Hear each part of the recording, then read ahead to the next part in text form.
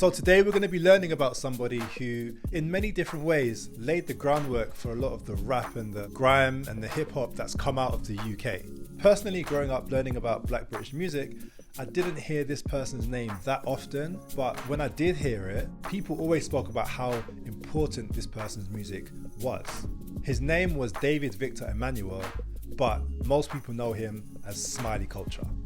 Like, it's weird, I can't not smile when I'm doing this. His name's Smiley Culture, I have to smile. Smiley Culture was born on the 10th of February 1963 in South London and grew up in a place called Stockwell. His parents were from Jamaica and Guyana, and he got the name Smiley because, as you can guess it, he smiled a lot. His first single was a song called Cockney Translation. It's a great example of music in the 80s that really reflected different identities. You hear the Jamaican patois in there, which is another way of speaking English but was developed by Jamaicans and brought over to England during the Windrush generation, starting from 1948. You hear him speak Cockney, which is a dialect of English that was developed in the East End of London. So if we zoom out, this whole song is really the story of a man born in England, but having to learn two different languages. The language that I'm sure he heard at home, the Jamaican patois and the Guyanese influence, but then also the Cockney that he would have grown up around.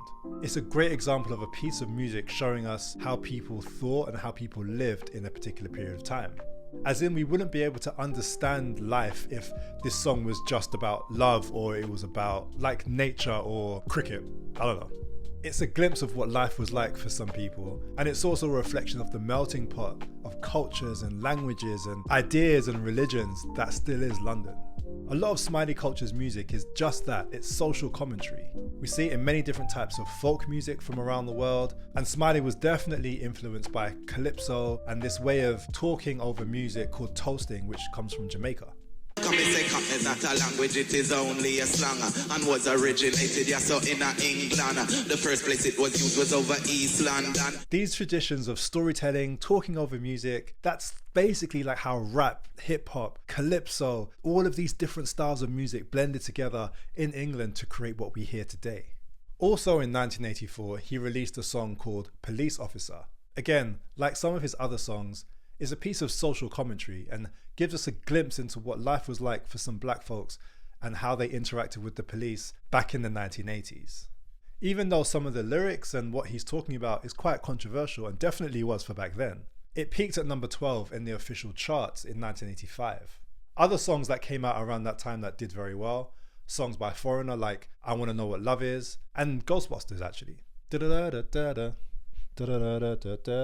Smiley Culture went on to host a TV show called Club Mix in 1986, and his legacy and his influence extended so far. People like Dizzy Rascal and Roots Maneuver and so many other British artists looked up to Smiley Culture for years. Unfortunately, he passed away in very strange circumstances in 2011. But like I said before, his legacy and his music and the way he carried on the idea of social commentary in England, that still lives on to this day. In some ways, like many other musicians, he just made it cool to talk about what was happening. He did it in a fun, entertaining way, but also making sure that there were deep and important messages embedded in his music too. So I've talked enough now. You need to go and check out his music for yourself. I hope you enjoy it.